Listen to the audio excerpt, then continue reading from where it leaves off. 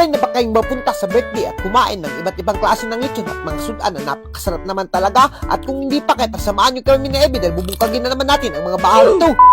Ngayong araw pagising ko sa umaga, nakita ko si Ivy na napakaluoy naman talaga dahil kumakain siya sa likod ng kusina, nabuwad yung sudan. Kaya naman dito habang naglilinis ako sa kripis ko ay bigla kong ahon-ahon na nanghagad pala yung tita ni Ivy na birthday sa kanyang pamangkin ngayon. Kaya naman pupuntahan namin dito at sabi ko sa kanya maghikay na siya dahil talagang naluluoy ako sa kanya dahil buwad na lang yung binungkag niya dito. At sa puntong ito transisyon na kaagad tayo, nandito nga pala tayo sa birthday sa anak sa tita ni Ivy at kasinto ni Ivy. Kaya naman hindi na natin to papasayluin at medyo nauulaw pa kami dito dahil napakarami ng handa, pero naku, sinipatan ko talaga dito yung alimango na napakasarap naman talaga. At ayan na nga yung lechon, talagang dinukdok na ni Ivy at tinusok niya na ng kutsilyo. Naku, talagang si Ivy yung nauna dyan at talagang hindi niya na mapigilan yung sarili niya, nabukagin yung lechon dyan. At dahil nagugusla na talaga siya, kung nakikita nyo naman si Ivy guys, pagdating talaga sa pangangasay ay hindi talaga yung magpapalupig. Kung nakikita nyo guys, sinikit niya yung lechon na napakasarap naman talaga at hindi niya pa pinasaylo yung iba't ibang klase ng putahe. Siguro guys, bawat iba't ibang klase ng putahe hindi na talaga yung pinasaylo ni Ivy, pero ako ito talaga yung binanatang ko dito, yung alimango, dahil namimiss ko talaga yung alimango. At shout out na rin dito kay Flodix Work na talagang nangangasay rin, isa nga pala siya mekaniko, napakagaling naman talaga, pero dito siya nagbungkag ng mga makina,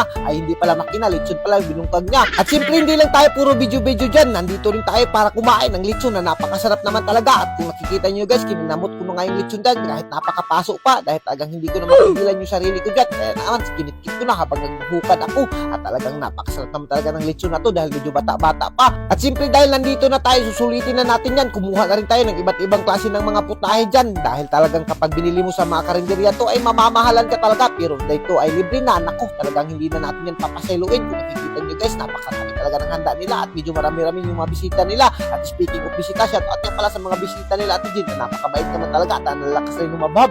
At sa puntong ito guys, talagang hindi na mapigilan ni Ivy, naglahi na siya ng kanon niya. At siyempre tayo rin, nagpalahi na rin tayo para makabuylo tayo sa iba't ibang klase ng mga pagkain dito. Iwan ko ba guys kung kami lang talaga ni Ivy, kapag kumakain kami, naglalahi talaga kami para makabuylo kami dahil talagang hindi kami makabuylo kapag tumibo kami doon sa lamisa nila. Kaya naman dito kami sa napakagandang paligid at medyo mahangin-hangin pa para malaunan talaga yung tiyan namin. At sa puntong ito guys, di na namin pinasaylo yan, kininamot na namin at napakasarap naman talaga ng mapanit at kursor na maglalaway at magugusla naman yung mga marites na manonood sa atin dito. Siguro guys, kami na talaga yung pinaka number 1 na asay ni Ivy dahil kahit sino yung mag-imbita ay pumupunta talaga kami. Ay naku, talaga hindi namin papasayluin yung bahaw dyan. Kaya kung ikaw, kung isa ka sa nanonood, pag inimbitar mo kami ng birthday mo, ay naku, hindi ka talaga magmamahal dahil mabubungkag natin yung mga bahaw mo dyan. At sa puntong ito guys, pagkatapos namin kumain ay nagsuri-suri kami dito sa mga swimming pools nila. Ay naku, napakaganda pala ng mga swimming pools dito guys. Hindi ko akalain na talagang ganito pala kaganda at ganito kalawak yung mga swimming pools nila dito. At hanggang dito na lang muna siguro kami guys. At kung giganahan ka sa mga video namin, huwag mo lang kalimutan i-like and share para mas marami pa tayong food trip. Thank you and God bless you all. Mabuhay kayong lahat dyan mga idol hanggat gusto nyo.